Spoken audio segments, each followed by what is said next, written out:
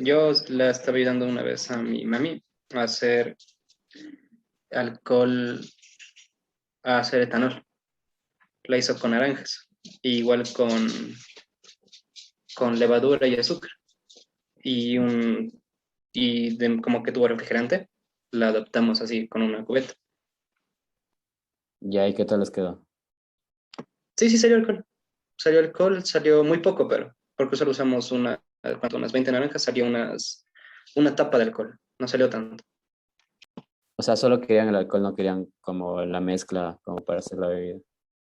No, solo me dijo que estaba haciendo solo alcohol porque era para la universidad igual. Estaba haciendo alcohol. Ya. ¿Y cuántos días le pusieron a fermentar? 3 días. 3 días para que Tre- saliera ese jugo porque tenía que entregar rápido. Ah, bueno, claro, es muy poco tiempo. 3 días para una fermentación alcohólica, sobre todo, es muy poco. En cerveza, por ejemplo, son 7 días, pero usando levadura exclusivamente de cerveza, porque esas son súper buenas, fermentan un montón. Incluso yo puedo usar esa levadura para otras cosas porque fermentan súper rápido. Y la levadura en pasta, esa Eso por lo que entiendo es más fuerte. pero se demora más en transformar esos azúcares en alcohol. Hay que tenerle más tiempo porque esa levadura está más enfocada para generar CO2. O sea, se demora, pero el CO2 lo forma bastante bien. Pero sí se demora más. O sea, tenían que tenerle mucho más tiempo y quizás sí se fermentaba más su tanque, pero bueno, sí tenían 3 días, entonces eh, lo que tenían. Pero bien, con naranjas, se puede fermentar con todo. Como hablamos en la otra clase, ¿se acuerdan que nuestros antepasados, nuestros ancestros, encontraron frutas fermentadas que tenían alcohol y empezaron a consumirlas? Y fuimos evolucionando también gracias a eso. Sociedades asiáticas que no estuvieron expuestos a alcohol tienen menos tolerancia y por eso quizás ellos con poco alcohol se pueden emborrachar más rápido. Eh, ya, entonces, siempre que hablemos de fermentación, hablamos de un proceso bioquímico. O sea, no puede haber fermentación de la nada. O sea, un producto, un alimento no se transforma en otra cosa por el aire, por el oxígeno, por lo que sea. Siempre la fermentación es con un microorganismo, ya sea bacteria, ya sea un hongo, eh, y distintos tipos de cepas, obviamente. Pero siempre, siempre una fermentación con un microorganismo. Porque, digamos, hace 5.000 años se hacía cerveza, hace 500 igual, y las personas pensaban que se hacía esa transformación de azúcar a alcohol por magia, por cuestiones igual religiosas, ponían un montón de excusas, obviamente no tenían idea, pero igual hoy en día, por ejemplo, la gente que estudia otras cosas, quizás gastronomía, hacen este tipo de cosas simplemente siguiendo una receta y no tienen idea que ahí hay un proceso bioquímico súper interesante.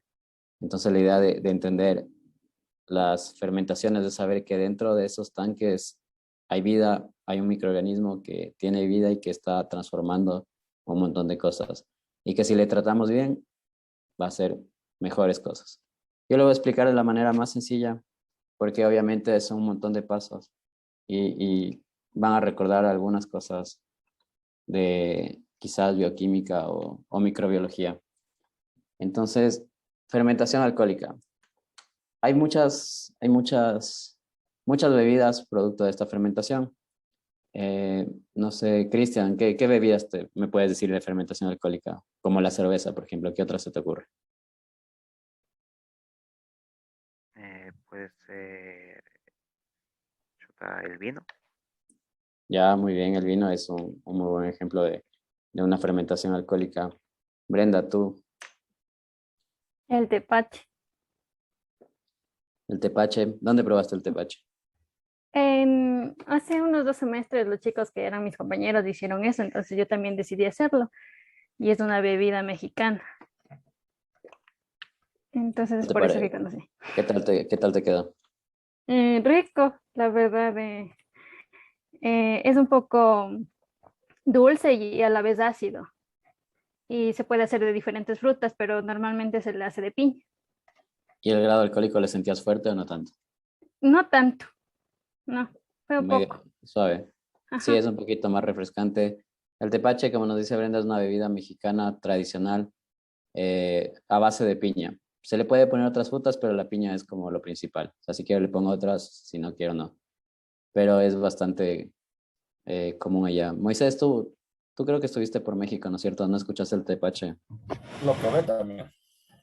¿Qué tal por allá ese tepache? O sea, bueno, es más o menos parecido a la chicha de nosotros, Ya. solo que tiene un sabor cítrico. ¿Y eso lo vendían así en qué partes? En las plazas, se puede decir, en los tianguis, que se llaman, ahí lo vendían. Y te lo venden igual, te lo ponen en funda o en vaso, como tú quieras, y lo vas tomando. Y Y también estaba conversando y era una bebida, no sé si es que es precolombina, o sea, de aztecas era, de la época de ellos. Y todavía se mantenía y sin embargo me estaban diciendo que eso poco a poco se ha ido perdiendo. sí, y el grado alcohólico le sentías fuerte o no tanto. No, es más o menos como la chicha de aquí, Ya. pero obviamente si es que me tomo unos 2 litros, ya le voy a comenzar a sentir.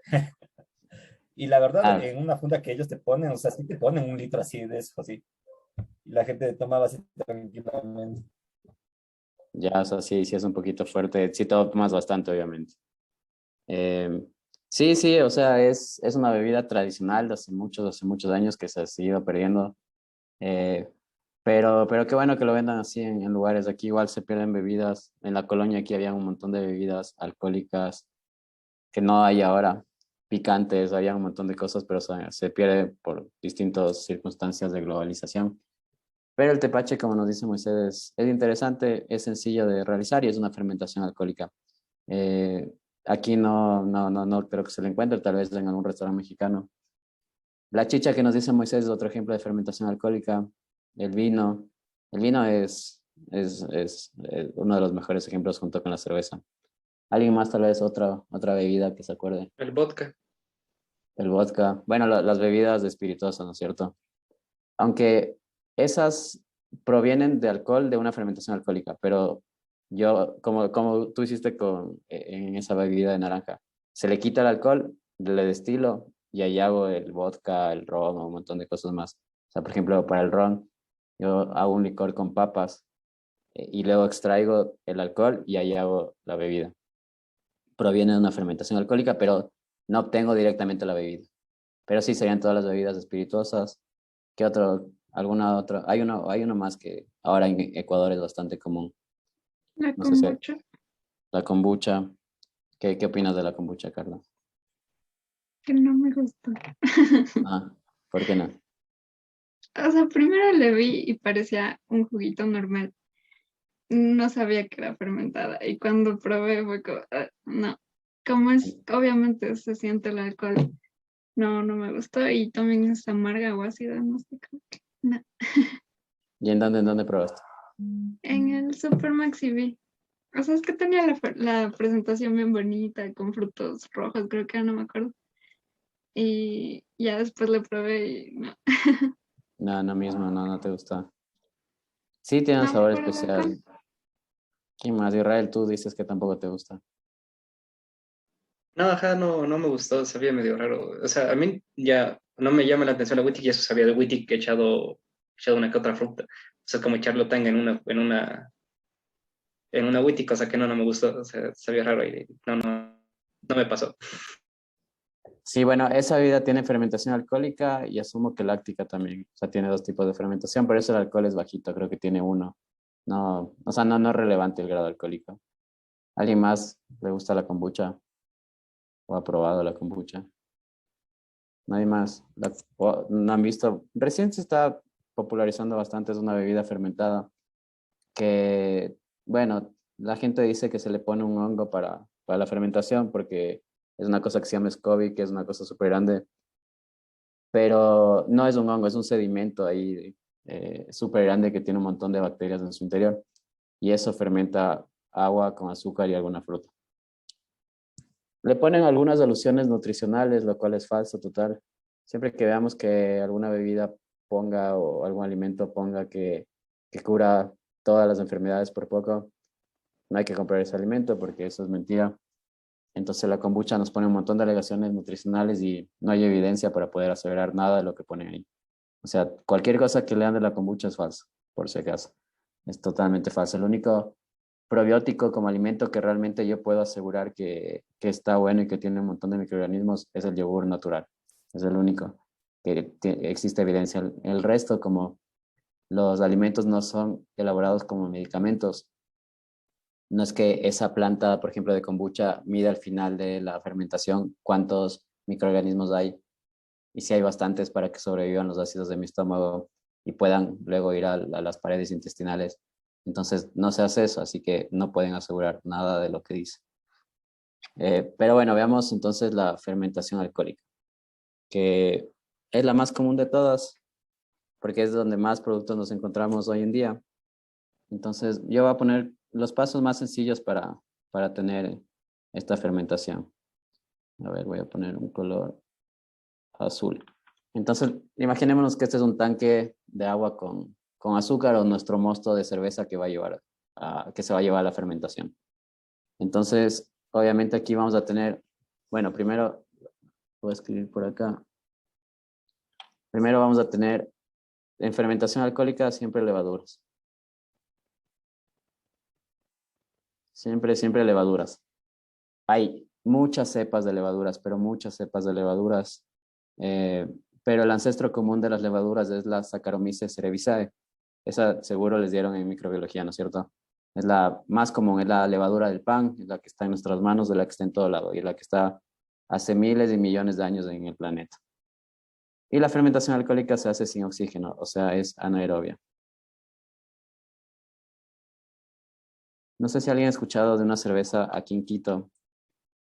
No la producen ahora mucho, pero hace un tiempo la producían un poquito más. Una cerveza que se llama Quito 1520. ¿Alguien alguna vez la escuchó?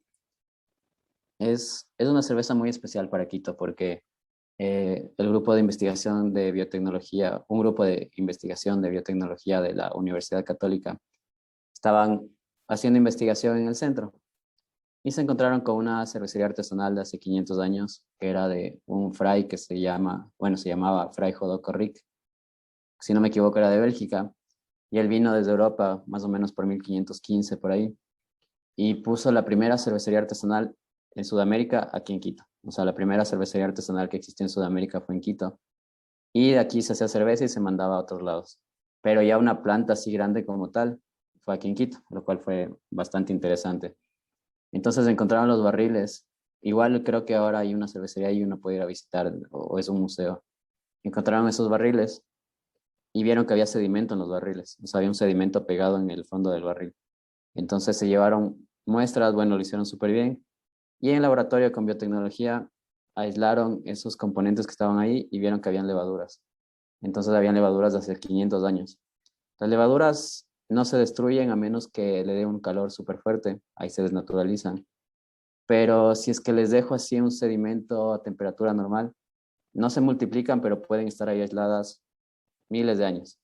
Lo que hicieron ellos fueron activarlas, las reprodujeron y con esas levaduras hicieron cerveza, siguiendo la receta de este monje. Entonces, esa cerveza tiene levadura de hace 500 años, lo cual por eso les digo que es interesante, porque es la única levadura reconocida como autóctona del Ecuador. O sea, la única cepa de levadura que se reconoce autóctona de Ecuador, aunque creo que también hay un par en Galápagos, pero aquí en Ecuador, en Sudamérica por lo menos, es la única que se le reconoce como autóctona y esa cerveza se hace con esa levadura. Y tiene unas tonalidades, esa levadura genera aromas también de guanábana, de coco. Es súper interesante. Porque como les digo, hay cientos de cepas, pero esa es una de las pocas que es ecuatoriana totalmente. Ya entonces, en nuestro tanque obviamente vamos a tener glucosa. A la levadura le encanta la glucosa, como a nuestro cuerpo le encanta la glucosa, ¿no es cierto? Para hacer energía utilizamos glucosa. Igual los animales, y nosotros obtenemos la glucosa a través de la dieta, porque nosotros no podemos sintetizar glucosa, solamente las plantas. Entonces, de ahí es donde obtenemos los carbohidratos. El ser humano puede sintetizar aminoácidos, perdón, no sé, algunos aminoácidos, proteínas y ácidos grasos, pero no podemos sintetizar carbohidratos. Entonces, la glucosa se la va a comer nuestra levadura y la va a transformar. Me imagino que estos seguro se acuerdan en piruvato. Hace exactamente lo que hace nuestro cuerpo. A través de la ruta, ¿se acuerdan de la glucólisis? Seguro lo vieron en bioquímica.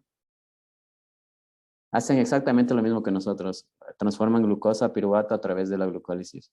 O sea, es como nuestras células.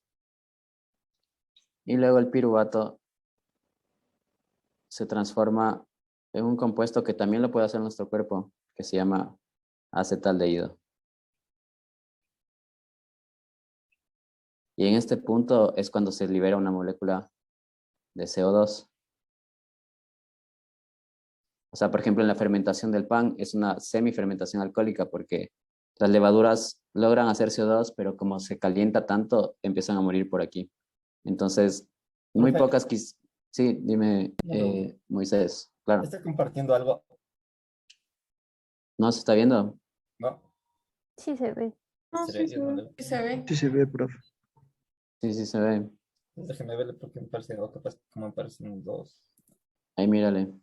Ok, gracias. Entonces, por ejemplo, la fermentación del pan llega hasta por acá.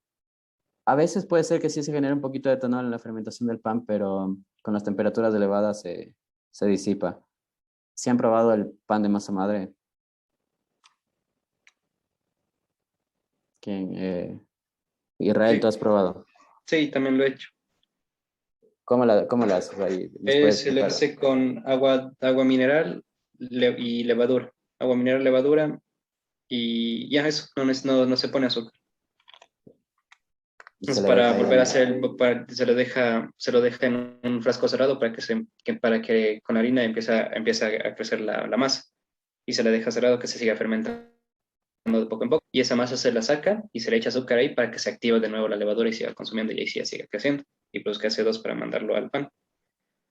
Ya, Sí, correcto. es un poco amarguito. A lo que se lo come sí tiene un poquito, un sabor medio amargo, apenitas.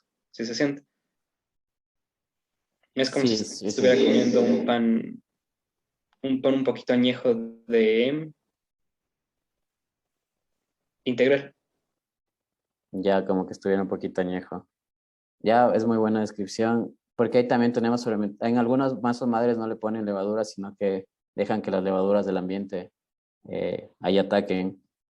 Pero bueno, en esa fermentación también tenemos fermentación láctica, por eso también un poquito amargo, un poquito ácido el pan.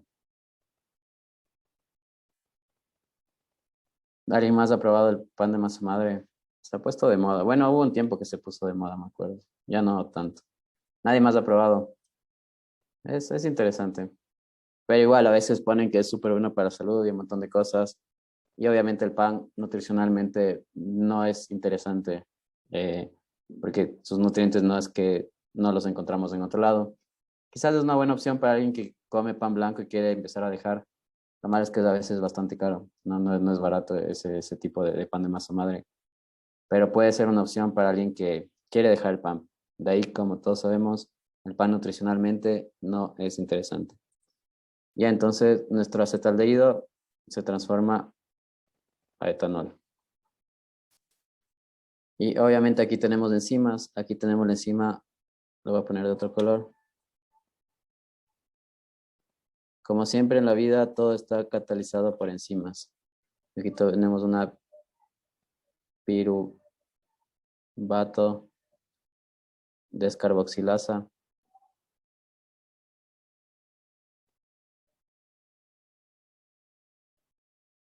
Y acá tenemos la que hablábamos del otro día, ¿se acuerdan? La alcohol deshidrogenasa. Alcohol deshidrogenasa.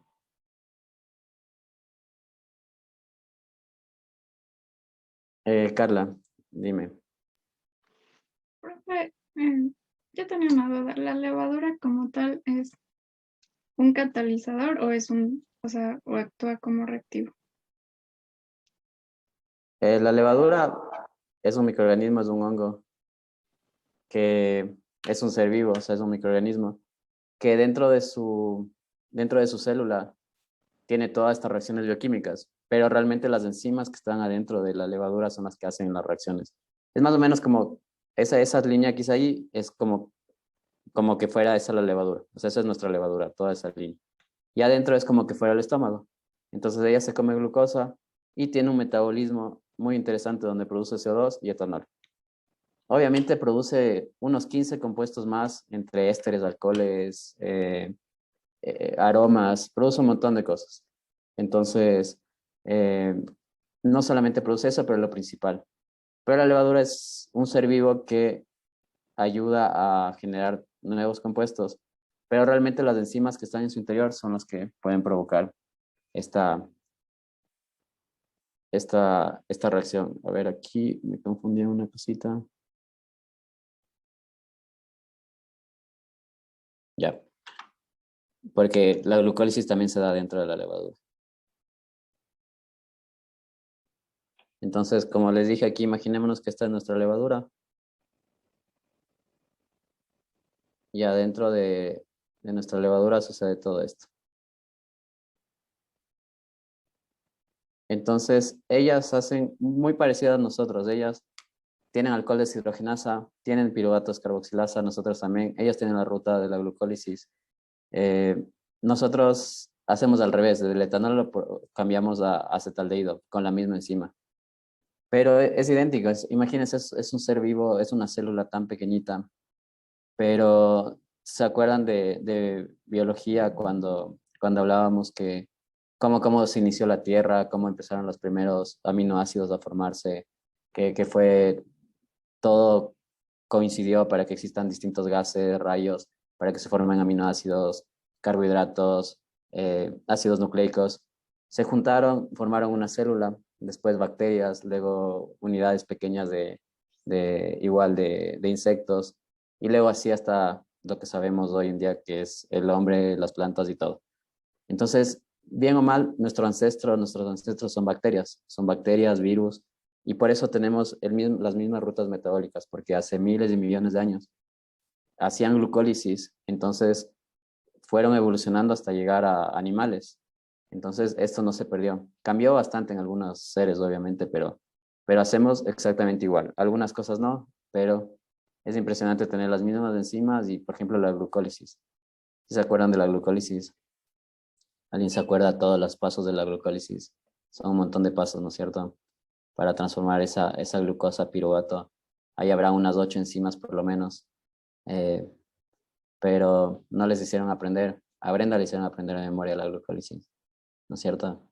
Ahí había otro profe, me acuerdo. Y él les hacía aprender de memoria la glucólisis. Me acuerdo muy claro que se quejaban que, ¿no es cierto? Que les hacía aprender de memoria y si no ponían los pasos bien, era cero. Pero ahora hay otro profe que creo que no les hizo aprender de memoria la glucólisis. Claro, no hay que aprenderse de memoria, hay que saber qué es, pero no de memoria. Igual aquí, como les digo, falta un montón de pasos. Por ejemplo, a partir de una molécula de glucosa se generan 2 de piruvato, 2 acetaldehídos, 2 moléculas de CO2, 2 de etanol. Y en general se producen 2 moléculas de energía, la adenosintrifosfato. Ahí falta un montón de más cosas, como les digo, pero eso es lo principal para saber qué pasa ahí. Entonces, como les dije hace un ratito, nos podemos imaginar que esto es un tanque. El tanque donde vamos a fermentar la cerveza. Aquí está nuestra cerveza. Y esto está lleno de glucosas, de azúcares fermentables.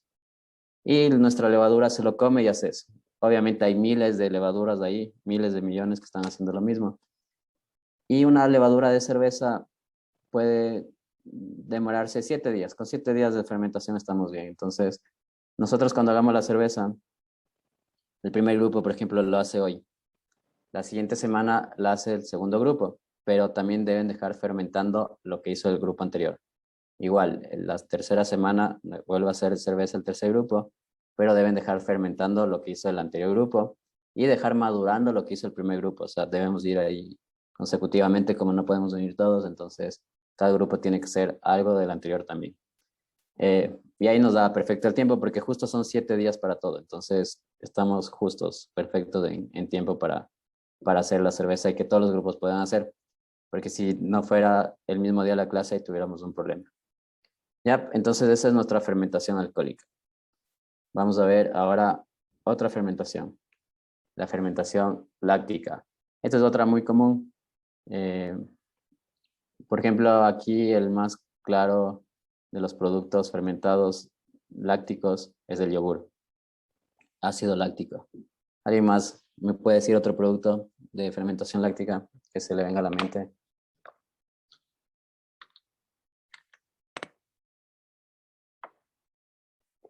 A ver, Paulina, ¿tú te acuerdas de algún otro producto que sea fermentación láctica? Em, Algo que sea parecido al yogur, algún otro producto de lácteos. Puede ser. No. ¿No se te ocurre? Mm, mm. Bacterias lácticas. Por ejemplo, el queso puede tener fermentación láctica o no. O sea, yo puedo hacer queso con fermentación o sin fermentación. Incluso se lo puede hacer súper sencillo.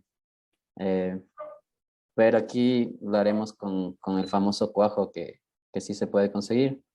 Y ya tengo calcio para... Ya vamos a ver por qué se usa calcio. Entonces ahí nos puede quedar un queso bastante firme. Eh, ¿Alguien más? Tal vez otro producto aparte de lácteos. Eh, Gabriela, Puede ser el kefir. el kefir. El kefir es otro ejemplo de fermentación láctica. El yogur griego, bueno, todos los yogures. En Asia hacen mucha fermentación láctica, fermentan pescado, fermentan soya, fermentan de todo. O sea, la cultura asiática para fermentar es impresionante. Yo doy clases en la UDLA en gastronomía, de química de alimentos ahí, y recién llegué, o sea, fueron unos profesores de un lugar de España y dieron clases de fermentación y vi de todo fermentando láctica, fermentación láctica. Había pescado, había tofu. Es impresionante cómo en Asia fermentan mediante esta fermentación láctica todo. Y yo veía eso y yo, no sé, se me ocurre que aquí en Ecuador muchos de los productos se los pudieran hacer, por ejemplo, con el chocho como la soya. Es muy parecido el chocho a la soya. Se pudiera hacer un montón de cosas muy parecidas a las que hacen en Asia. También lo que vamos a hacer el martes en las prácticas va a ser una conserva con fermentación láctica y una sin fermentación. Entonces vamos a hacer chucrut y ahí van a tener una fermentación láctica en su casa. Las verduras pueden tener una fermentación láctica. Las frutas pueden tener fermentación láctica o alcohólica, dependiendo cómo le trato ahí a mi levadura. Si, por ejemplo, lanzo sal a ese medio, a las levaduras no les gusta la sal y van a crecer bacterias lácticas porque a ellas sí les gusta la sal. Entonces dependerá de muchas cosas para yo tener una fermentación. Eh, pero en esa práctica vamos a hacer fermentación, una conserva con fermentación y la otra la vamos a pasteurizar. Eso vamos a ver primero en la clase del martes. Ya, entonces aquí, imaginémonos que en cambio este es un tanque de leche y yo pongo bacterias lácticas para que hagan yogur. Entonces si tengo leche, mi azúcar va a ser la lactosa. Ah, cierto, y hoy tienen una actividad que es un flipgrid, donde simplemente me tienen que hablar de las 3 fermentaciones que estamos viendo ahorita. O sea, en el flipgrid me cuentan durante 2 minutos qué es la fermentación alcohólica, láctica y acética, que son las que vamos a ver. Entonces, si es leche, obviamente lactosa, ¿no es cierto? El azúcar de la leche, la lactosa. ¿De qué está formada la lactosa? Una molécula de glucosa y una molécula de galactosa. Entonces, obviamente nosotros necesitamos en nuestras células, de nuestro intestino, la enzima lactasa para romper esto, ¿no es cierto? De lo contrario, no puede absorber. Personas intolerantes a la lactosa no pueden romper, no pueden sintetizar la enzima lactasa y no se absorbe y luego va a nuestro intestino grueso y las bacterias sí tienen lactasa, pero ellas empiezan a comer ese azúcar, que no deberían comer ese azúcar porque nunca llega azúcar a ese lado, nunca llega glucosa y por eso empiezan a crear un montón de compuestos que nos hace doler el estómago. Entonces aquí la galactosa normalmente igual, las enzimas de las bacterias lácticas la transforman en glucosa. Hay varios tipos de enzimas, pero están dentro del género de hidrolasas. ¿Se acuerdan que siempre que vemos el sufijo asa, hablamos de enzimas, ¿no es cierto? Siempre que vemos asa, descarboxilasa, peroxidasa, hidrolasas, son enzimas. Bacterias lácticas, lactobacillus, esos son los más comunes, los lactobacillus, que tanto vemos en el yogur. Bueno, al final les digo algo del yogur Tony, para que justo vi una etiqueta y me llamó bastante la atención. Y esta ruta es un poquito más rápida. La glucosa se transforma igual en piruvato, hacen lo mismo que nosotros, igual que las levaduras. En piruvato a través de la glucólisis.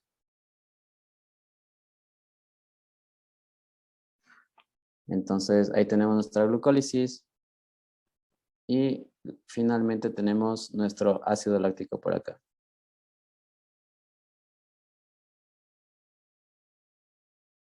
El ácido láctico es el que sentimos nosotros en el yogur, ese que le da textura y acidez, ese es el ácido láctico.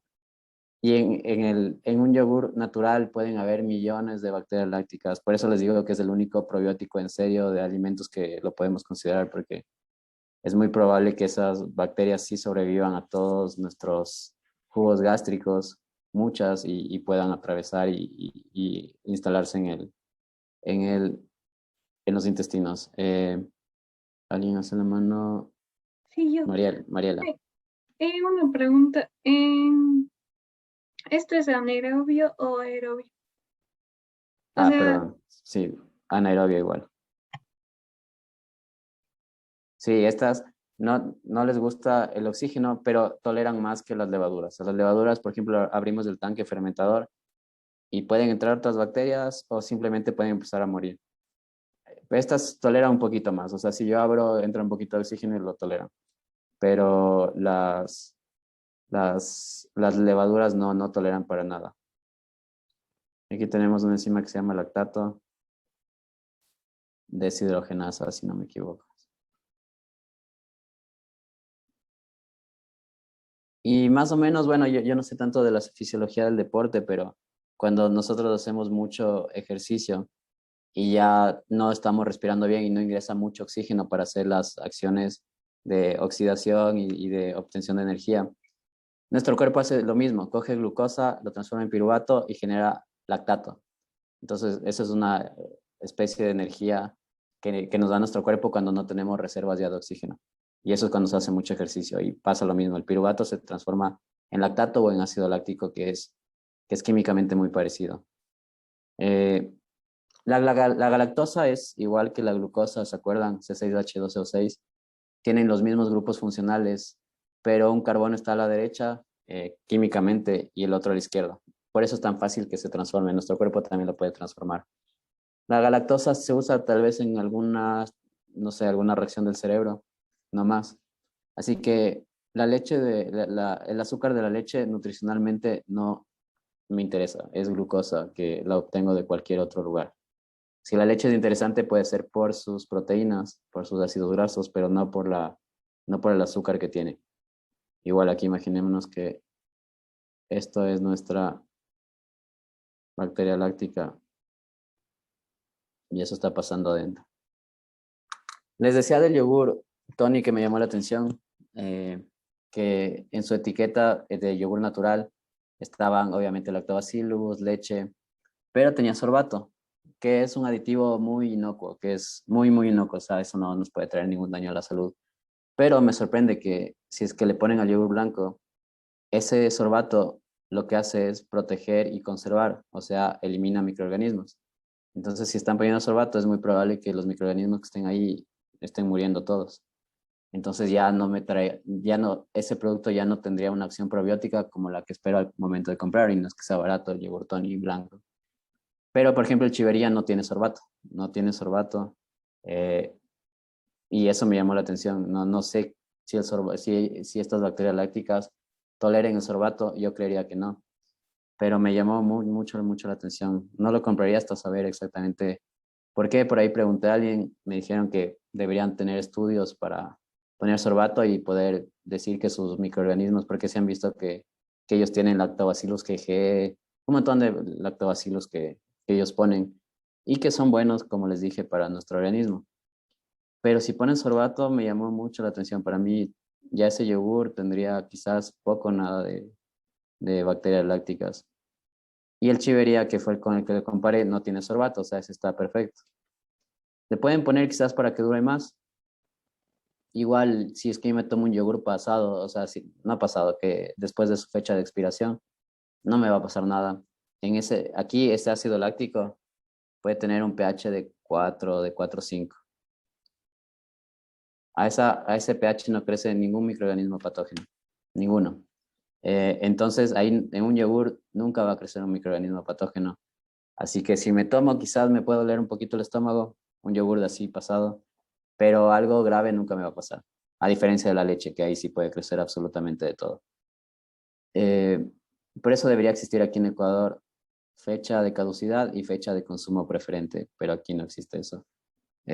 Porque hay productos que, por ejemplo, una granola o, no sé, un polvo de alguna harina, si está cerrado y expiró, lo máximo que puede haber cambiado es el sabor, pero no se va a contaminar porque no tiene agua, entonces no es un vehículo de contaminación. Entonces no hay que tener miedo a todos los productos cuando se caducan, hay que tener un poquito solamente de sentido común. Y obviamente, si se caducó leche, pescado, eso no se puede consumir, pero otros productos, lo único que se puede alterar es la parte organoléptica, eso sí puede variar. Tal vez los nutrientes también, pero hacerme daño no me va a hacer. Listo, entonces tenemos nuestra fermentación láctica y vamos con nuestra última fermentación, que es la acética. Aquí, ¿qué producto me pueden decir de fermentación acética? ¿Cuál se les ocurre o se les viene a la mente con esta fermentación? Vinagre. El vinagre. El vinagre es justamente ácido acético. Es el producto más común. Y no sé si, por ejemplo, alguien alguna vez o en su casa han comprado vino, no se han acabado y la han dejado ahí por algún tiempo. Luego está ácido, ¿no es cierto? Israel, ¿a ti te ha pasado en tu casa? Sí, es por lo que, o sea, si es que no se lo tapa bien, o si no, ni vienen a abrirlo, ya está en contacto con el aire y se empiezan a oxidar.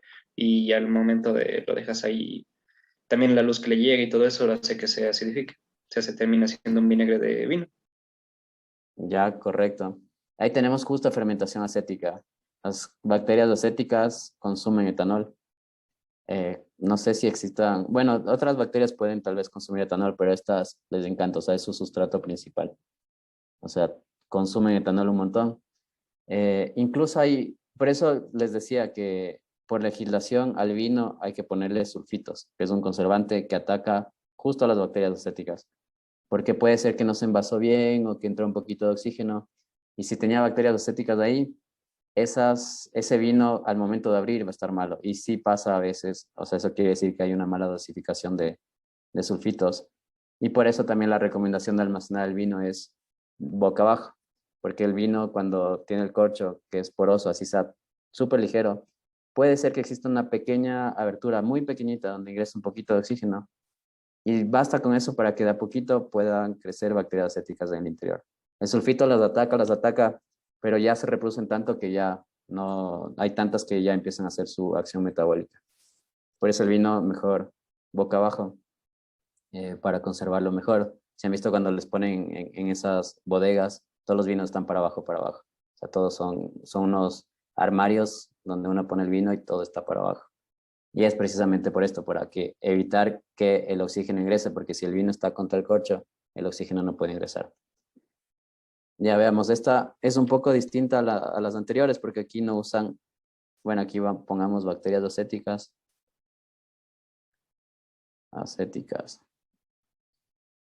Igual, a diferencia de las otras, aquí sí necesitan oxígeno, o sea, aquí es aerobio. Por eso es lo extraño de estas bacterias, porque si es que no necesitaran oxígeno, no hubiera el problema de contaminación. Yo podía dejar el vino afuera y no pasará nada. Y aquí en cambio vamos a tener como sustrato principal el etanol. Y nuestro etanol aquí se va a transformar a acetaldehído. O sea, lo contrario de la fermentación alcohólica. Aldehído. O sea, ellas hacen lo mismo que hace nuestro hígado, tal cual. Tal cual lo que hace nuestro hígado, hacen ellos. Por eso les digo que nos parecemos un montón a todos los microorganismos. Toda la deshidrogenasa. Y tienen la misma enzima. O sea, esta enzima alcohol deshidrogenasa es una enzima reversible. Puede transformar acetaldehído a etanol o etanol a acetaldehído. Hay algunas enzimas que son reversibles, o sea, que pueden catalizar reacciones de forma reversible. Hay otras que no lo pueden hacer, pero esta sí lo puede hacer. Después del acetaldehído se hidrata, o sea, por aquí ingresa una molécula de agua y es acetaldehído hidratado a través de enzimas, obviamente, hidrolasas que tienen la capacidad de hidrolizar moléculas. Y por acá finalmente tenemos nuestro ácido acético, mejor conocido como vinagre. Pero no sé si se han fijado en la etiqueta del vinagre, siempre dice 4% de ácido acético, 5%, porque el ácido acético es muy reactivo, es muy corrosivo, es súper fuerte. Entonces, es como el cloro. La botella de cloro tiene 5% de cloro, ¿no es cierto? El cloro gas, que es cloro 100%, no sé, puede romper una pared incluso, o sea, es súper fuerte. Se lo rebaja un montón y nuestro cloro comercial, que es el hipoclorito de sodio, tiene 5% de concentración. Lo mismo aquí, el ácido acético es muy fuerte y se lo rebaja, obviamente. Entonces, aquí tenemos nuestra enzima acetaldehído descarboxilasa. Acetaldehído deshidrogenasa porque pierde un hidrógeno.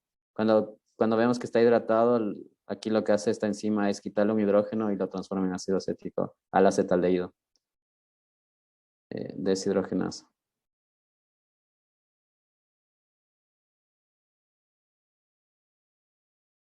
Por eso, por ejemplo, cuando nos da mucho chuchaqui, es porque, bueno, hemos tomado un montón y cuando estamos tomando, nuestro cuerpo lo que hace es transformar el etanol en acetaldehído. Y luego el acetaldehído, mediante otras rutas bioquímicas, se transforma en otros compuestos que ya son súper fácil metabolizables por el cuerpo. Pero ya si tomamos mucho, el acetaldehído ya no se transforma, se queda ahí y el acetaldehído en nuestro cuerpo nos da dolores de cabeza, nos hace dar fatiga. O sea, el chuchaqui es por el acetaldehído totalmente. Incluso se puede formar ácido acético también por ahí un poquito. Entonces son sustancias súper reactivas que es lo que provoca el alcohol. El alcohol bueno, en pequeñas y en grandes cantidades no es recomendable para nuestro cuerpo, pero ya en grandes cantidades nuestro cuerpo ya no puede sintetizarlo, no lo puede metabolizar. Se queda mucho acetaldehído por ahí y esa es la molécula principal, bueno, entre algunas, pero la principal de la resaca es el acetaldehído, porque como no se metaboliza empieza a ir a otras partes y es, como les digo, lo que nos da el dolor de cabeza principalmente o fatiga o cansancio. Entonces, es una ruta muy parecida a la que tenemos en nuestro cuerpo al momento de metabolizar el alcohol. Entonces, aquí igual le ponemos por acá a nuestra bacteria acética.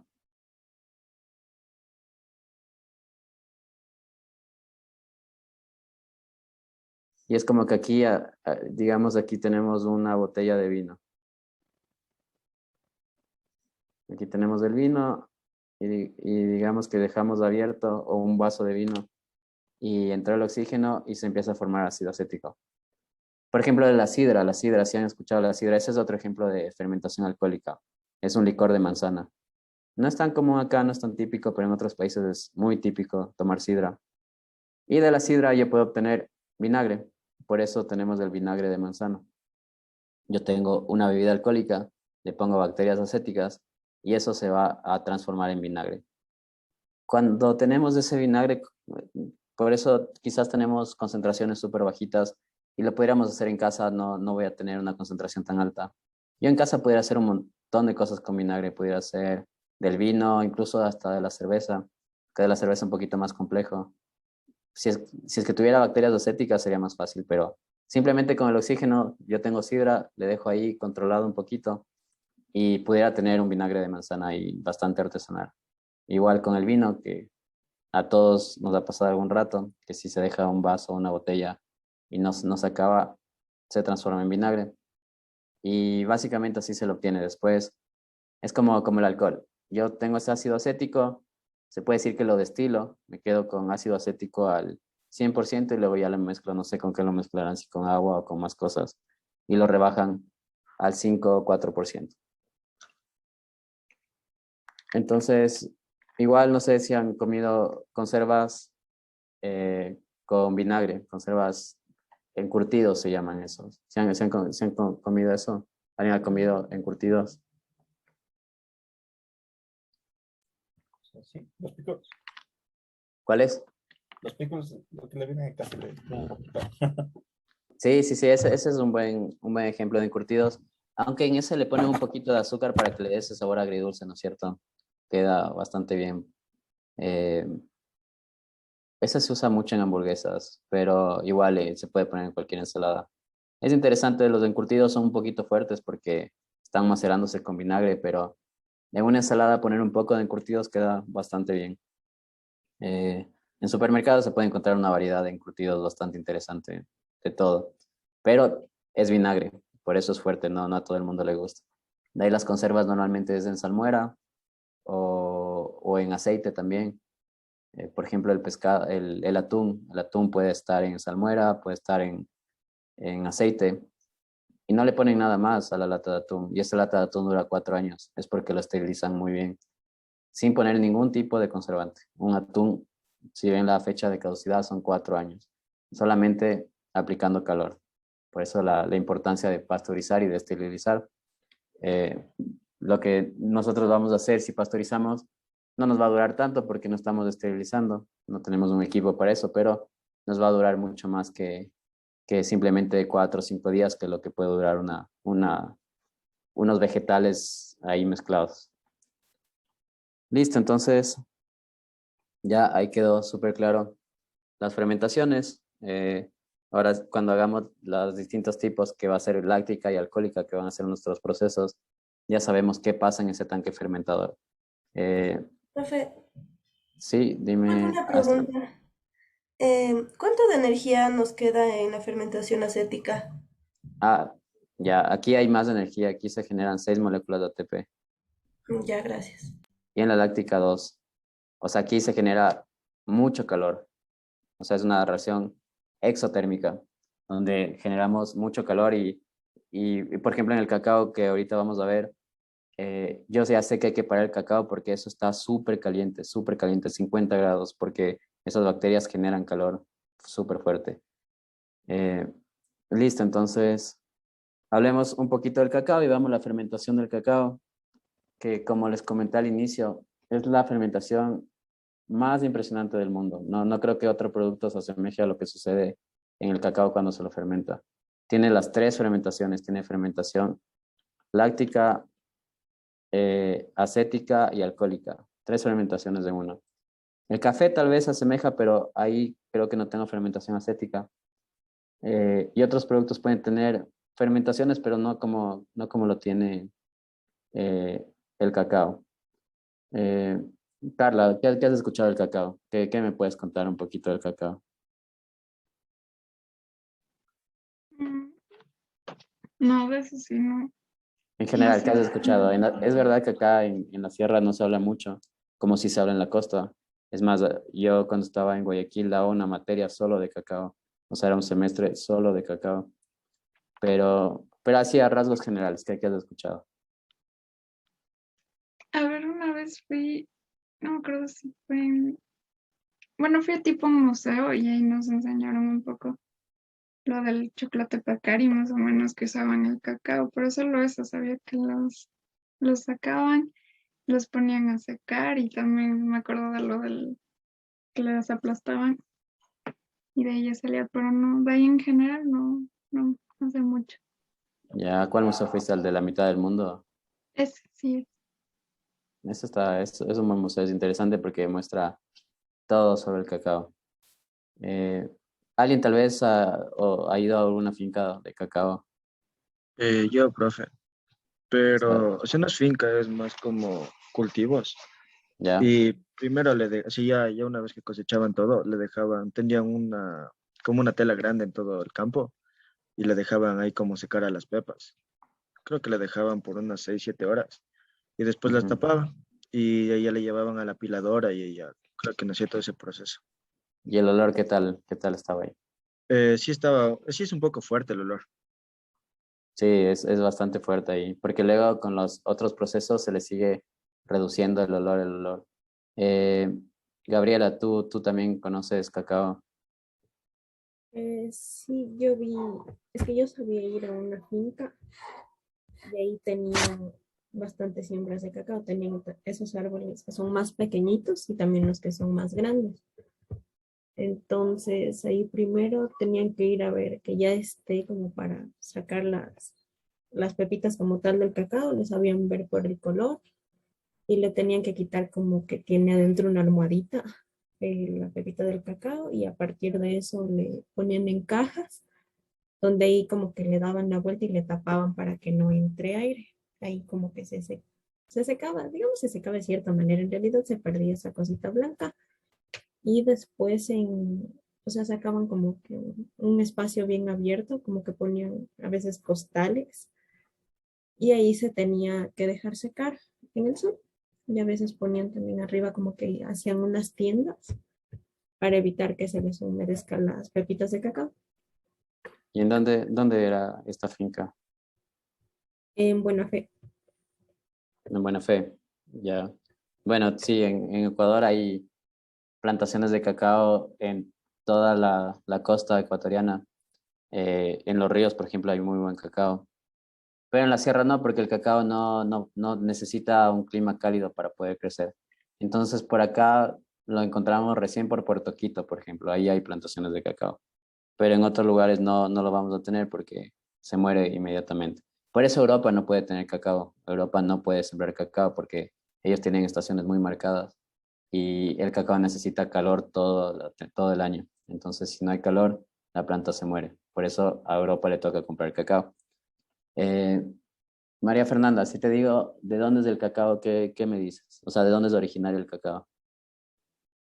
No sabría tener una respuesta, pero creo que en general en toda como que Latinoamérica, o sea, en México, a todo es Centroamérica.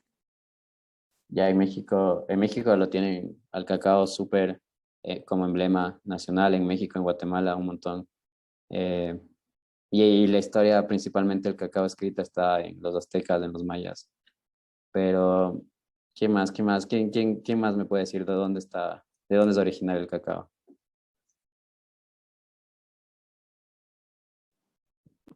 O sea, por lo que yo sabía, era también de México, pero el cacao de aquí fueron como que mezclas entre cacaos de la costa, entre cacaos del oriente. El cacao Trinidad, ese es el que más se lo usa aquí porque aguanta y crece rápido. Aguanta tanto sequías como insectos y también porque crece rápido. Y es el más usado. Ya, ok. Sí, acá hay un uso milenario del cacao impresionante, muchos años. Por eso hay un museo del cacao. Eh, bueno, en África también hay cacao, en Asia también, pero siempre, como habíamos visto en la otra clase, siempre un cultivo sale de algún lado y de ahí se empieza a disipar o a esparcer por todo el mundo. O cuando hubo ya la conquista, se llevaron semillas para otros lados. Eh, Paulino, ¿tú qué me dices, Verónica? ¿De dónde crees que es el cacao que has escuchado? De Ecuador, de la Ya, Amazonía. ya, ¿qué has escuchado sobre la Amazonía? Bueno, es que una vez fui al Coca y ahí nos decían como que nos contaron una historia, pero ya fue hace muchos años y no me acuerdo, pero ahí nos enseñaban el proceso, pero bueno, era más bien para hacer chocolate, cómo le separaban a la pasta de chocolate y a la manteca de cacao. Y entonces ahí se me hace, pero no estoy segura que el chocolate era de allá, o sea, era originario de la Amazonía. pero no estoy segura. Ya, ok, muy bien. ¿Alguien más quizás quiere decirme de dónde es original el cacao? O ha escuchado, más bien dicho. Eh, Moisés, ¿estás ahí? Tú que estuviste en México, Sí, profe, seguro. estoy aquí. ¿Qué escuchaste del cacao en México? ¿Se escucha bastante? O sea, lo que supe es que le ocupaban para varias cosas ahí. O sea, le ocupaban hasta para pomadas. Le Ya. ocupaban esa parte. Sí, igual hay algunas bebidas autóctonas de México que son a base de cacao que no se encuentran acá. Pero México, Guatemala sí tiene historia muy fuerte de cacao. Pero realmente el cacao, o sea, el primer rastro histórico de cacao hace 3.500 años antes de Cristo, justo es donde nos dice Verónica, en la Amazonía, en Zamora Chinchipe. Ahí se encuentra la ubicación geográfica donde investigadores encontraron los restos de cacao más antiguo del mundo. O sea, mientras no se encuentre algo antes de eso, el cacao, podemos decir que el cacao es ecuatoriano o se presentó donde hoy es el actual territorio de Ecuador, porque obviamente en ese tiempo no habían territorios, pero justo está en Zamora Chinchipe y ahí se encontraron los restos más antiguos de cacao. O sea, el cacao es nuestro emblema como tal, es nuestro emblema nacional. Igual en otra clase puedo poner algunas cosas sobre la historia del cacao que a mí me gusta un montón. Pero sí, sí, o sea, en Ecuador sí deberíamos darle un poquito más de importancia a esta materia prima porque ¿en qué lugar del mundo no se consume chocolate? En todos lados. Y ese chocolate se hace con cacao y el cacao es originario de Ecuador, entonces todo el mundo debería saber que el cacao es ecuatoriano. Es más o menos como el café, ¿no es cierto? Yo creo que si pregunto de dónde es originario el café, muchos me van a decir de Colombia. Y no es de Colombia, es de Etiopía. O sea, ahí se originó el cacao, luego se fue para Arabia Saudita, luego se fue para Europa y luego lo trajeron los españoles de acá. O sea, aquí no había café antes de los españoles, así como no había cacao en Europa antes de que vengan a Sudamérica. Eh, y de aquí ya se fue para allá y después se empezó a plantar, por ejemplo, en África el cacao. Y por eso tenemos en África un montón de plantaciones cacaoteras, pero un montón. Eh, pero realmente salió de aquí, el café de Etiopía. Creo que el café, por ejemplo, vino por 1700 y la primera ciudad que llegó al café y donde lo plantaron fue en Jipijapa. Si han escuchado el café de Jipijapa, es bastante famoso. Y es porque ahí fue la primera vez que se plantó en 1700 algo café. El cacao primero se fue a España. Los españoles lo tuvieron oculto casi 100 años del cacao. Se lo llevaban en barcos y no contaban para qué era el cacao. Carla, O sea, no entendí, ¿el café sí es de Colombia o es de España? Me confundí. de África, de Etiopía. O sea, ahí se originó. Ah, o sea, es de África. Se Es que originó, en Colombia siempre se suelen decir que ahí se originó, es como que su lema. claro, es como el emblema, ¿no es cierto? En todos lados publicidad. Ellos trabajaron mucha publicidad desde los años 80, muy fuertes para posicionarse súper bien.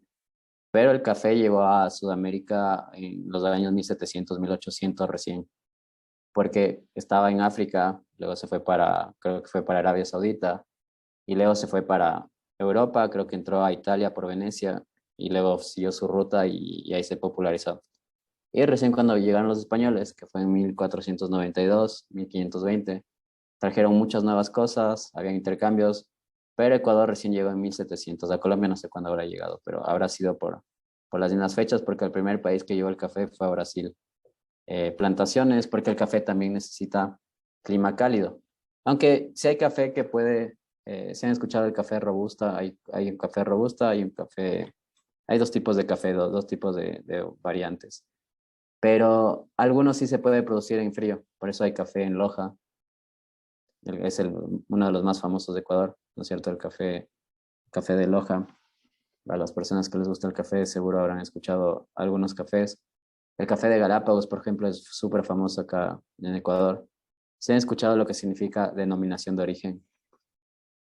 ¿Alguien ha escuchado esa palabra, denominación de origen? No, nadie o ha escuchado por ahí o ha visto, por ejemplo, en un vino que dice DO, eso significa denominación de origen. Ahí en los vinos a veces esos son un poquito más caros, esos vinos que tienen denominación de origen. El anuncio de Da- origen no se trata de dónde es y qué cepa se ocupó. sí, más o menos va por ahí. O sea, la denominación de origen es cuando un producto es producido en un lugar específico del mundo y solamente ahí puede producirse eso. O sea, esas notas organolépticas de ese producto solamente se puede producir ahí y ese nombre solamente lo puede tener esa región. O sea, por ejemplo, el champán. El champán es de la región de Champán de Francia. O sea, yo no puedo ponerle champán a otra bebida que no se haya producido en la región de Champán de Francia. Por eso, Como en Chile, ¿verdad? claro, tal cual. eh, si es que no se produjo en ese lugar, no se puede llamar de esa forma.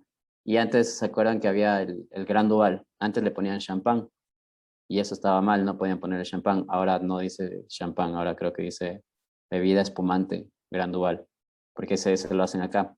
Pero el champán no puede tener el nombre a menos que sea de allá. Y eso es mucho dinero. O sea, alguien que produce algo con denominación de origen, las personas que compran eso compran porque eso sabe exclusivamente a ese lugar. Y por eso los vinos, hay muchos vinos con denominación de origen. O sea, como nos decía Moisés, hay cepas o lugares donde esas características de ese vino solamente se producen ahí. No es fácil sacar una denominación de origen. Aquí creo que hay, no sé, el café de Galápagos tiene denominación de origen. Yo no lo he probado, pero tiene una denominación de origen ya ganada hace algún tiempo. El cacao fino de aroma también tiene denominación de origen. O sea, el fino de aroma de Ecuador no se encuentra ni en Colombia ni en Perú, así lo planten. O sea, las condiciones geográficas hacen que ese sabor sea exclusivo del lugar. O el queso Roquefort, ese es otro ejemplo. El queso Roquefort, creo que es en Suiza, solamente ahí se puede llamar queso Roquefort. Y así un montón de productos, aunque aquí estamos años luz a lo que sucede en Europa. En Europa hay, me invento los números, habrán 10.000 denominaciones de origen y en Sudamérica habrán 300. Entonces estamos a años luz de las denominaciones de origen de Europa. En Ecuador está esos dos y el café de Saruma creo que también, si no me equivoco. Profe, también la pitahaya de Palora. Y también creo que está los sombreritos que hacen aquí, los que son tejidos. Sí, esos también. Esos también. Ajá, los sombreros. La pitahaya no sabía que estaba como por conseguir la denominación de origen. Hay algunas, porque no es que de un día para otro, sino tienen que venir expertos de algunos países, tienen que hacer análisis físico-químicos, organolépticos. O sea, es un proceso bastante extenso, bastante largo. Sabía que en proceso está el café de Loja. El café de Loja, el de Saruma, el de Loja, estaban en proceso, eso sí me acuerdo haberlo leído. Y un queso también creo, no sé si de Cayambe habían hecho un estudio a ver si lo podían hacer. Pero eso es la denominación de origen. Algo que solamente se puede producir en el lugar específico del mundo y si ya tiene un nombre no lo puedo nombrar de esa misma manera en otro lugar porque ahí voy a tener problemas legales súper fuertes. Eh, así que veamos si esos otros cafés también pueden tener esa denominación de origen. Por lo pronto el de Galápagos tiene denominación de origen. No sé, ¿alguien ha probado el café de Galápagos? No, no sé, me imagino que va a ser un poquito caro, asumo. Y no sé si lo vendan acá, si sea fácil de conseguir. Yo sí probé el café de Galápagos ¿En y dónde, a mí me gusta más el de Saruma. en dónde probaste el café de Galápagos? En Galápagos y el de Ya, Saruma en Saruma. Y y el de Saruma me parece mucho más rico. sí, y el de Galápagos solo probaste o sea, un vaso o compraste el café. Allá tomaba en el desayuno y aquí. Y traje también café para mi casa. ¿Y era caro o no, no tan caro? ¿Te acuerdas? Era como, si no me equivoco, o sea, en comparación a la bolsita que compré en Saruma, que fue $7, en Galápagos me costó como unos 14 si no me equivoco, sí, como el doble. El doble más o menos. Ajá. Ya, sí, sí puede ser, porque si ya tienes denominación de origen, una persona que ve eso va a preferir, porque se supone que un montón de personas analizaron tu producto y dicen, ese café solo se puede dar en este lugar del mundo, en ningún otro lugar. No sé si han escuchado un café que hay en Tailandia, café negro creo que se llama, no recuerdo bien, que se lo obtiene, bueno, hay dos, hay en Tailandia y en otro lugar que una taza puede costar 100 euros, una taza de ese café. O sea, es el café más caro del mundo. Es un poquito raro cómo se lo obtienen. Ahí tienen elefantes y les dan de comer café. Entonces se comen el café y luego los elefantes lo expulsan al café. Entonces alguien tiene que estar ahí buscando y sacando las pepitas de café. Luego igual lo secan, lo fermentan y hacen lo que tengan que hacer. Y ese café es el café más caro del mundo. Brenda. Es así, profe, como el Kopi Luwak que se obtiene del excremento igual a este que usted dice del elefante, se obtiene del excremento de ellos. Sí, ese es otro animal, ¿cómo se llama? No recuerdo, son otros animalitos, ¿no es cierto? Son unos más chiquitos. Claro, es muy parecido, pero este es del elefante. Entonces, lo que se supone es que en el estómago del elefante se fermenta y crea nuevas características organolépticas muy fuertes, muy interesantes. Y por eso tiene que comerse el elefante, o sea, para que se fermente el café dentro del estómago. Entonces sale sin mucha pulpa, si no sale ya casi como semilla. Y eso se lo seca y luego se lo tuesta. Y en esos hoteles una taza puede costar 100, 150 euros. O sea, es súper caro. Igual me imagino por el método de obtención. El otro que nos dice Brenda, no recuerdo ahorita, pero ese tiene un poquito de reparos porque dicen que hay maltrato animal ahí. Porque el de los elefantes están normales, están en cualquier lado, pero en el otro están como en jaulas, no recuerdo, son como unos lobos chiquitos, no recuerdo el nombre del animal. Entonces, sí hay videos donde, sí te acuerdas del Son nombre. más o menos como, no sé si le conocen a la guanta. Ujú. Es más o menos así como tipo zorro, no sé, son pequeños. Sí, tal cual. Y yo vi un par de videos donde estaban todos encerrados en jaulas, no tenían dónde caminar. Entonces, obviamente, si eso es un negocio, el café, eso es un poquito más barato, pero igual es caro. Pero si los tienen así, es como una irresponsabilidad de las personas que compran. Porque el de elefante, obviamente, a un elefante no le puedes tener ahí en una jaula. Entonces, los elefantes están en su mundo normal. Simplemente que las personas que están ahí están atentos cuando vaya a salir el café para poder obtenerlo.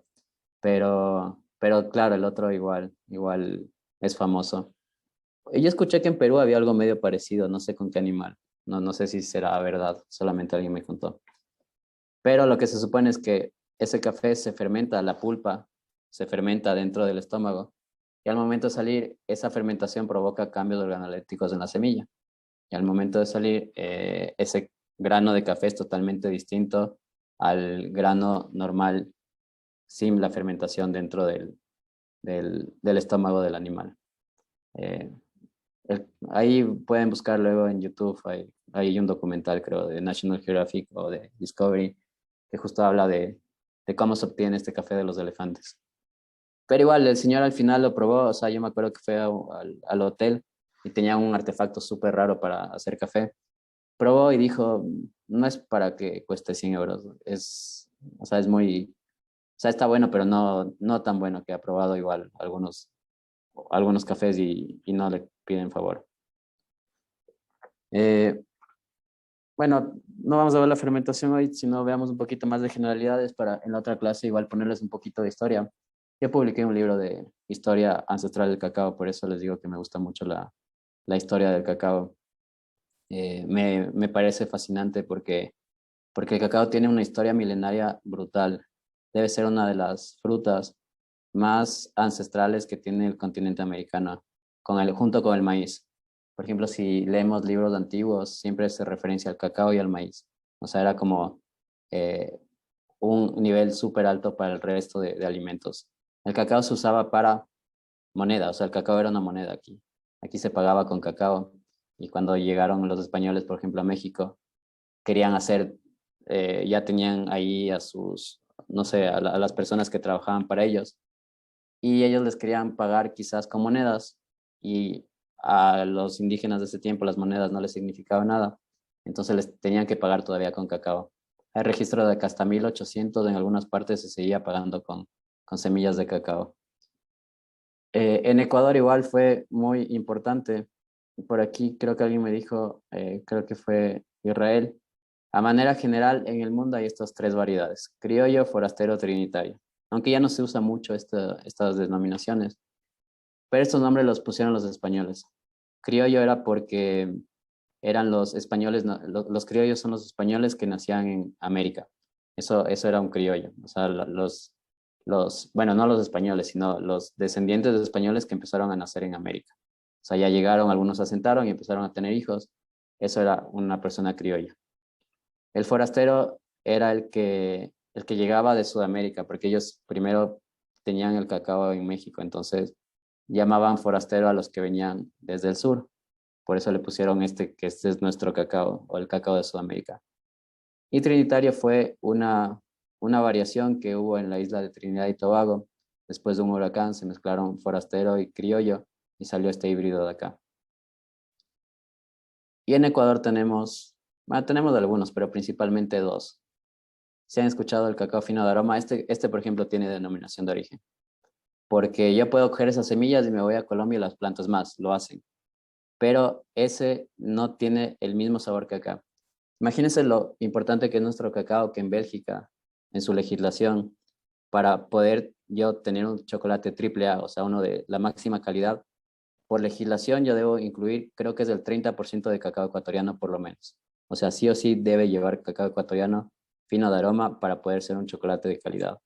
Porque los tonos característicos organolépticos de este cacao no tiene ninguno en el mundo. La mayoría de multinacionales europeas, Nestlé, Unilever, que hacen chocolate, tienen sus plantaciones de cacao en África, pero tienen y muy buena maquinaria, todo, pero no les da este sabor, por eso nos tienen que comprar. O sea, intentan tener un buen chocolate o un buen cacao. Sí les da buenos chocolates, pero no pueden hacer un chocolate de calidad total. Y por eso nos compran. Y Ecuador es el primer país exportador de cacao fino de aroma del mundo. A pesar de ser chiquititos, exportamos más que Brasil, fino de aroma, más que Colombia, más que Perú y más que Venezuela. Venezuela antes nos ganaba, pero ahora le ganamos nosotros, a pesar de que somos mucho más pequeños que esos países. Y es porque no se encuentra este cacao en ningún lado. Entonces, si nosotros luego le tostábamos, y en la siguiente clase vamos a ver eso, la característica de olor es indescriptible a comparación de otros cacaos. Por eso, este es el principal. Y ahí, por eso dice ahí sabor y aroma único. Y es para cualquier chocolate gourmet, apetecido a nivel mundial. O sea, somos el primer país exportador de cacao del mundo, fino de aroma. O tal vez alguien lo ha escuchado con otro nombre, se lo conoce como cacao nacional o como cacao arriba. Se le conoce arriba porque cuando habían plantaciones de acá, creo que, no sé si era en Guayas o, bueno, era un lugar de la costa, habían ido unas personas o iban a recolectar cacao y les preguntaban a los oriundos del lugar dónde está el cacao y ellos decían río arriba, siempre río arriba. Entonces se quedó ese nombre como súper común, creo que fue en Guayaquil, y todo el mundo lo empezó a conocer como arriba. De ahí nacional, por lo que es emblema nacional, y el fino de aroma lo habrán puesto porque es el aroma más fino del mundo en cuanto a cacao. Y ahí lo interesante de saber que al ser originario de acá, normalmente cuando sale una variedad, siempre va a tener las mejores características. De ahí se va yendo, por ejemplo, para Perú, se va para México, se va para otros lados, para Brasil, y va perdiendo un poquito de sus compuestos organolépticos. Puede ir perdiendo. Y en este caso, al ser el más antiguo acá, es lo más probable que por eso sea tan organoléptico y tan bueno. Igual en el segundo parcial vamos a hacer una cata de chocolate ahí un poquito rápida. Entonces ustedes tendrán que comprar un chocolate y yo voy a guiar les voy a dar un formato para ir llenando la cata porque el catado de chocolate es muy, muy común hoy en día en un montón de lugares y se puede catar cualquier chocolate, así sea bueno o malo. Pero sí es importante, sobre todo por lo que les digo, al entender que el cacao es ecuatoriano y que no sabemos, no sabemos y la mayoría de gente no sabe que que en el mundo deberían saber, siempre que comen un chocolate, que eso se lo hacía hace 5.000 años en Ecuador. Y eso lo hace súper importante y no sé por qué no se ha trabajado en eso en cuanto a marketing. Los colombianos trabajaron súper bien en su café y todo el mundo, en cualquier parte del mundo, dicen café Colombia. Deberían decir lo mismo, cacao Ecuador, aunque cada vez es más. Pacari ha ganado tantos premios últimamente que se lo ha conocido Ecuador por todos lados gracias a Pacari. En el último mundial del cacao, creo que fue en Alemania, ganaron como 10 premios, si no me equivoco. Es impresionante todo lo que gana Pacari. Ya, y la otra variedad que hay en Ecuador es el cacao CCN 51. Este es impresionante. Este cacao es un cacao clonal que lo hizo este señor que está ahí, que se llamaba Homero Castro Zurita. Y la CCN significa colección Castro Naranjal. Y el 51 es porque era su muestra 51. Entonces él probó muchas muestras y él lo que dijo fue, el cacao fino de aroma está bien, pero se necesita muchos cuidados, hay que estarle viendo, le pueden caer plagas, o sea, es súper susceptible. Y él creó este cacao que aguanta mucho el clima, no le caen plagas, le debo dar un poquito de cuidado, igual crece. O sea, un montón de agricultores que no tienen quizá los medios para cuidar, ponen esto y tienen al final una buena producción de cacao. Entonces, este señor encontró justo eso en Naranjal. Y hacer esto no es que es de un día para otro, me puede demorar 10 años tranquilamente, porque yo tengo que esperar que la planta crezca y ver qué pasa con la planta. O sea, no es de un día para otro, de 7 a 10 años para tener una investigación así. Imagínense cuánto tiempo. Y le quedó perfecto. Es tan bueno este cacao que es uno de los más plantados en Perú y en Colombia. En Ecuador es 80-20, 80 fino de aroma, 20 este de acá. Y en Perú incluso le dicen que es ya una mala hierba porque están dejando de plantar fino de aroma por plantar este de acá, porque les va súper bien. O sea, poco cuidado y un montón de cacao al final. No es que sea malo, o sea, no es que no pueda hacer chocolate, pero no puede hacer uno de calidad como el fino de aroma. Sí se exporta también, pero el fino de aroma es realmente el que es apetecido por la comunidad internacional. Pero está bien, o sea, si yo voy a hacer manicho, por ejemplo, no voy a usar fino de aroma, ¿no es cierto? Si voy a usar un chocolate con azúcar, CCN 51 va perfecto. Inclusive chocolates buenos puedo tener con CCN 51. Pero este señor justo dijo, ya, tengo mi cacao súper bueno, aguanta plagas, ahora voy a hacer otra variedad, pero que tenga las características organolépticas del fino de aroma. Entonces, otra vez volvió a hacer sus pruebas, pero lastimosamente falleció en medio de su investigación. Entonces se quedó todo ahí, porque, o sea, me imagino que era un científico muy inteligente para haber sacado una variedad de ese nivel que hasta ahora se la sigue usando y en otros países, o sea, es impresionante lo que hizo. Lastimosamente falleció, entonces no se pudo saber si es que hubiera tenido éxito su proyecto. Pero es impresionante, así que es un científico que no se lo conoce mucho, pero que tiene una variedad solamente hecha por él, que se lo consume en muchas partes del Ecuador y en Colombia y en Perú. Como Ecuador nos falta mucho el poner estas cosas, ¿no es cierto?, a la vista de la gente, porque estas cosas lo deberíamos saber todo. Una persona tan importante que hizo algo tan impresionante para el mundo y que no se lo conoce, al igual que el cacao fino de aroma que la gente no conoce que es ecuatoriano. Esas cosas sí deberíamos trabajar más, porque aquí se hace famoso cualquier persona con cualquier cosa y no las personas que realmente hacen cosas interesantes, como este señor Homero Castro Zurita. Pero en la costa sí hay yo estudié aquí en Quito, ingeniería de alimentos, y poco o nada sabía igual del cacao, poco o nada nos dieron. Y cuando tuve la oportunidad de dar clases en Guayaquil, a mí me tocó dar una clase solo de cacao. O sea, todo el semestre era cacao, imagínense. Lo importante que es para la costa el cacao. Que una materia solamente sea cacao a mí me impresionó porque hay millones de cosas para hablar del cacao. Y ahí sí se le da un poquito más el espacio que se merece a este cultivo tan importante y que mueve mucho la economía del país igual. O sea, muchos agricultores y mucha de la economía del país se mueve gracias al cacao. Y después, bueno, en la otra clase, como les digo, o antes en el segundo parcial vamos a ver esa clase. Vamos a ver la fermentación. Vamos a ver qué importante es, cuántos pasos metabólicos hay ahí y luego cómo cambian los compuestos en el secado, en el tostado, hasta tener chocolate. Pero bueno, eh, entonces siempre acuérdense, el cacao es ecuatoriano, a menos que exista otra investigación que demuestre lo contrario, que alguien encuentre un poquito antes del cacao, pero no, no creo que pase. Igual estaba cerca de la frontera con Perú, así que quizás igual por ahí hay algo. Y de aquí se fue yendo para Colombia, por otros lados, ya sea por la naturaleza o por las personas que iban llevando. Y bueno, en esa clase ahí les voy a contar que también se encontraron cosas con cacao, no solamente el cacao. Pero ya en México y en Guatemala, los mayas y aztecas, ellos sí cogieron el cacao y lo hicieron, lo catapultaron a otro nivel. Y como les contaba, en España se llevaron el cacao y lo tuvieron oculto 100 años. Imagínense que a veces llevan barcos españoles o sea, desde aquí para Europa y los atracaban barcos ingleses, por ejemplo, piratas ingleses. Entonces se subían al otro barco y pensaban que iban a encontrar monedas, porque eso era lo común que transportaban los barcos españoles. Y encontraban solamente costales de cacao.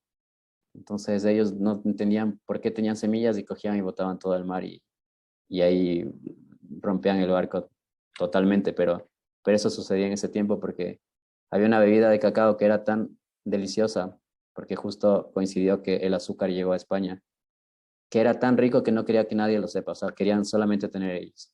100 años después ya se empezó a correr la voz y ahí, bueno, ya se fue para toda Europa, pero para España la materia prima más importante del Nuevo Mundo fue el cacao. O sea, fue lo que más empezaron a llevar porque fue lo que más les gustó. Obviamente la papa, el tomate también, pero el cacao era otro tipo de alimento que no acompañaba normalmente a las comidas de las personas, sino era más para, para esta parte no sé, como de postre, algo es que imagínense en ese tiempo, en 1500, 1600, probar cosas, es como que ahorita nos hagan probar algo que nunca en la vida he probado. O sea, ni siquiera sabía que existía. Eso fue lo que les pasó a los españoles cuando llegaron acá. Imagínense que nunca en su vida han probado tomate y hoy les hacen probar tomate. O papa. Nunca en su vida han probado papa y hoy les dicen prueba esta papa. O sea, de ley debe ser algo súper fuerte para la concepción de una persona, encontrar nuevos sabores, nuevos dolores.